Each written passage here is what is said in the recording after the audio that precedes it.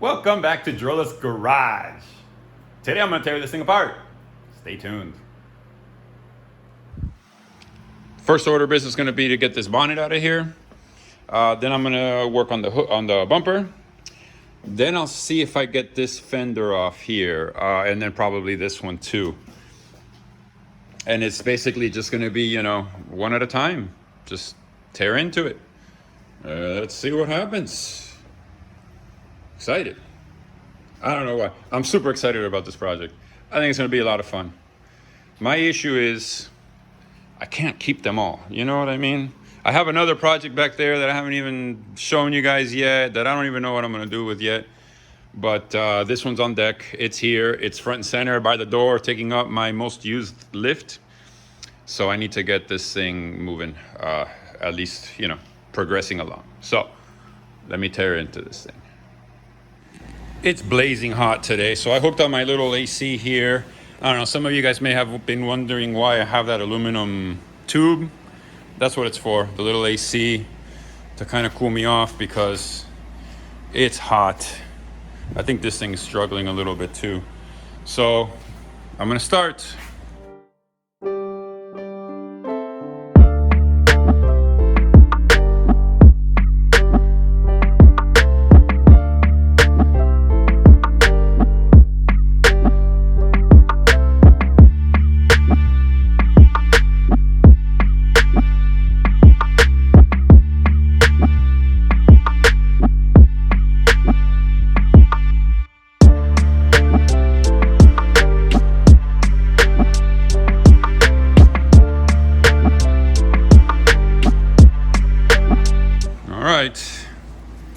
One step down.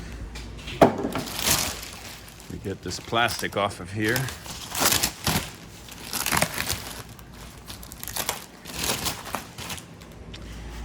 All right, I think the next thing I'm gonna try to get to is that bumper. Let's get on it.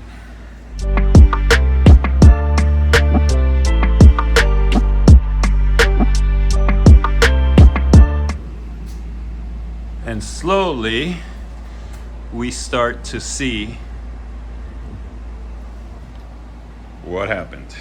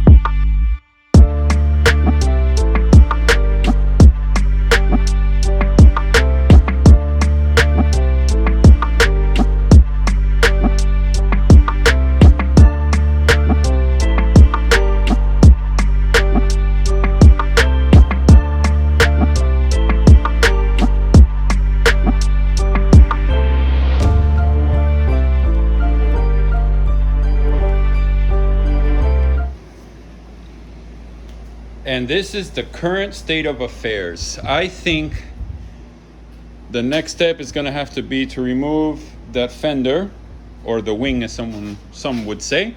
I should probably remove this one too, because, well, I don't know. I'll probably just remove it anyway. But I'm contemplating also whether I should remove this door. I need to get to the couple of bolts that are down here, the 10 millimeters, and then there's a bunch inside the wheel well here, and then all along here. I can already see, like, this one's gonna give me a hard time, and I think there's one up inside of here that would join the corner of the fender. Yeah, see, on this side it would be this one. Yeah, good luck finding it there. I think a Sawzall blade or a grinder wheel is gonna have to be my solution there. And then at some point, I'll have to remove the fuel tank and the battery, So when they pull it, you know, unless they tell me to leave it, but I doubt it. I think it'd probably be best to have that fuel tank and the battery out of the car so they can go ahead and give it a good yank. All right, let me see if I can get that fender off. But otherwise, the rest of the car came apart, you know, without too much of a fight. I was gonna take these guys off, and I would love to, because I know that I'm gonna hit my leg on this and I'm gonna be saying a lot of bad words. But I'm gonna leave them in case they need to use those to give it a pull, especially on this side. They could grab that shock there and give it a good yank. And I think that would probably help a lot. It's all right. Let me see if I can get that fender off.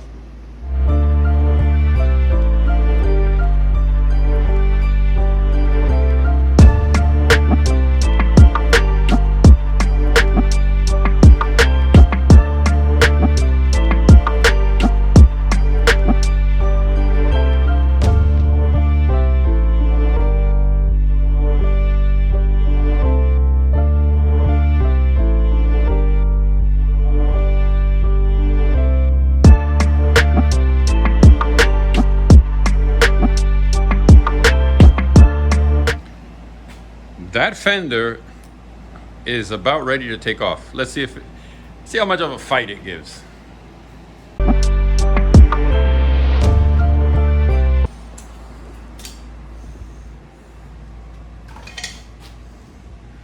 Looks like we got a little bit of rust here. Doesn't look too bad. A little bit right there, a couple little holes you can see. I don't know if I'd really worry too much about that. I'd probably just put some rust inhibitor on there and respray it, call it a day. That's not too bad. Otherwise, the rest of it is okay. You can start to really see here the damage.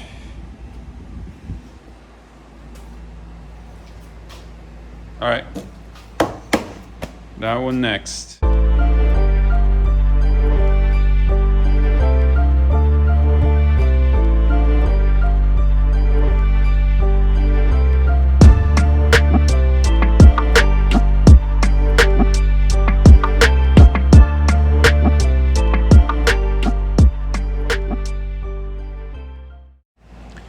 And here we go.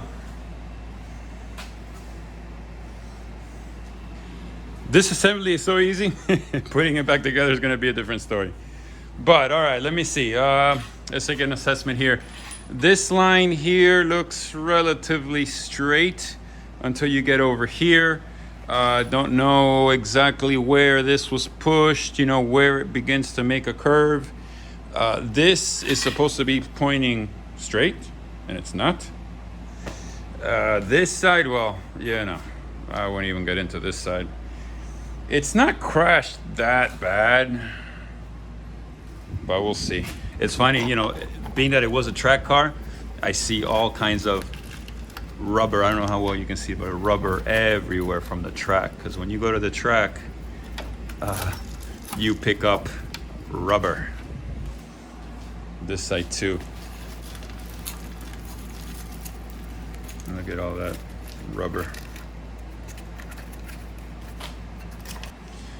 One thing I noticed, for example, this door shuts pretty well.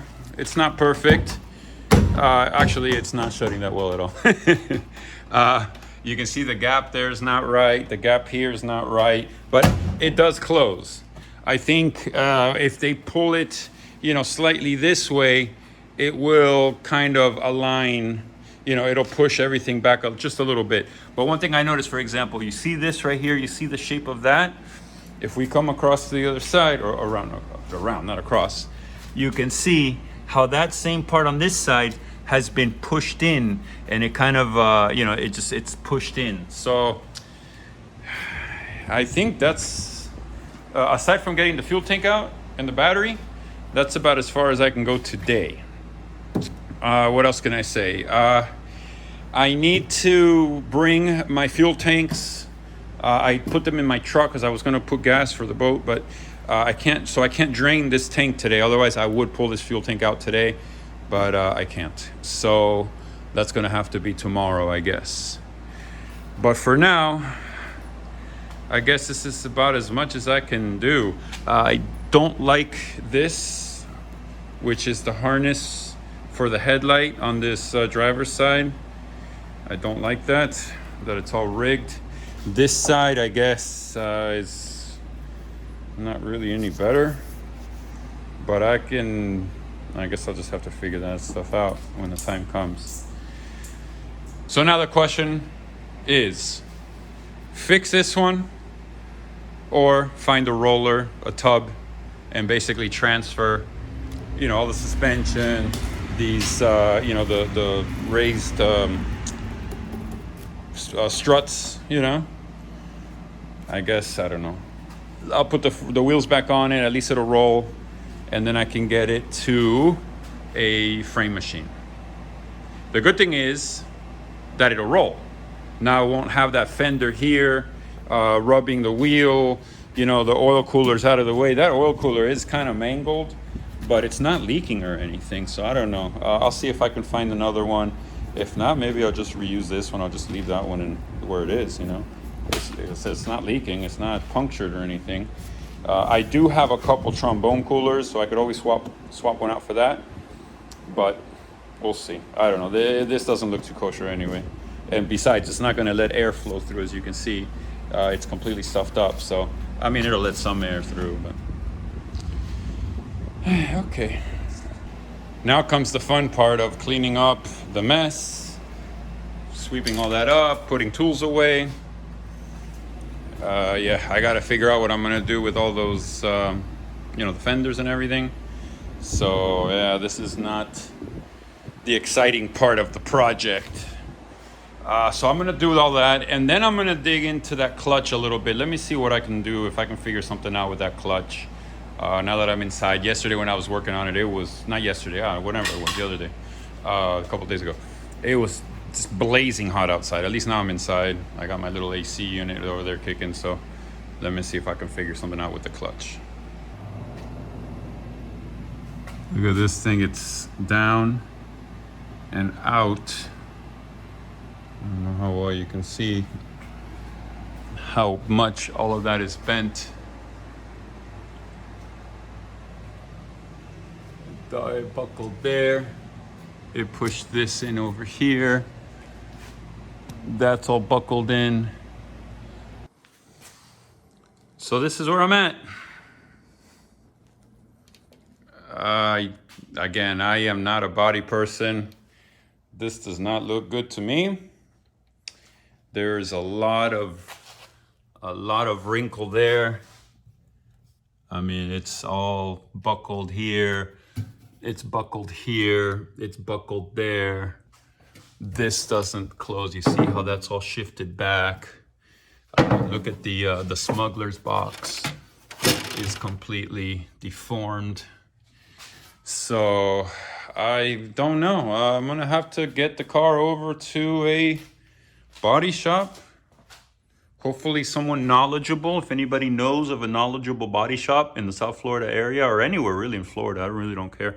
I don't have any problem putting this thing on my trailer and driving it to wherever. Just someone who's experienced with these cars, who can tell me if it really is worth or even possible to salvage this thing or not.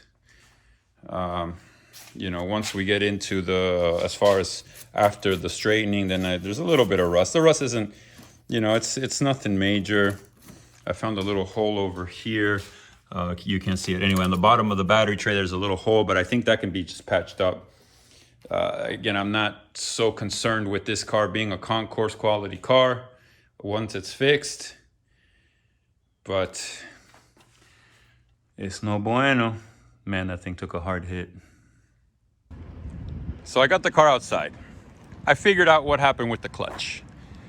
Nothing happened to the clutch. I was trying to move the car, and I realized the throttle pedal also has a lot of play in it, like a lot of slop. So what I did was I took some play out of the clutch pedal by, I took out the little that little clevis that's inside of there, and I backed it up all the way and basically took a lot of the slop out. So now the clutch pedal does work. I do have a clutch. The problem, but then the gas pedal has a lot of play. Like all of that is play before it actually starts pushing. What happened was the whole front of this car got crunched. You can see even here it buckled. So basically the whole pedal assembly is now sitting a little further back, thereby creating slack in the cables inside the tunnel. So there's nothing wrong with the clutch. There's nothing wrong with the pedals. The problem is the chassis is slightly shorter than it used to be. I mean, you can see it there. You can, look at that. I mean, I don't know if the on film, you know, on the phone it comes out as obvious, but it's buckled.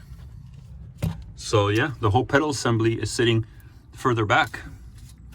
This, I didn't even take this off. That smuggler's box is toast. I don't know. I always hate to be pessimistic, but I don't know. The more I look at that thing, the less hopeful I am. I might just have to find another tub. So I need to start looking. But I don't know. I'll see. Maybe send some pictures. I got to get in touch with some frame guys and see if they can deal with that, if they can work with that. If not, then it's going to be a goner. It's a shame. But I mean, look at that thing. It's completely twisted. I'm going to end this video here. There's really not much more I can do with this car today. I've taken it apart as much as I'm going to take it apart for today. As you can see, all the parts, you know, the hood there, the light pod, the fenders, the bumper, all that stuff. Everything else, I just put it inside the floor there. And that's it. There's really not much more I can do now. I need to start making some phone calls and see if I can get in touch with somebody who can tell me whether that can be straightened or not. If it can, great. I would love to get this car fixed and put it back together. I'll have to buy all new body panels and everything, which probably end up costing quite a bit of money, but whatever. And otherwise, then it's a goner. I'll have to find another one. But I definitely got the bug though. I want to keep a Safari. I just don't know if it's going to be this one. So with that being said, I hope you enjoyed it. This is the second part of this whole saga with the Safari car, and I'm sure there will be more because this is just the beginning. So hit that like button, the notification bell and all that. Leave me some comments down below. Let me know what you think of my crazy project here. I think it's cool, but yeah. So follow me on Instagram, Drola964. And with that being said, thank you for watching. Stay tuned for the next one. There will be more.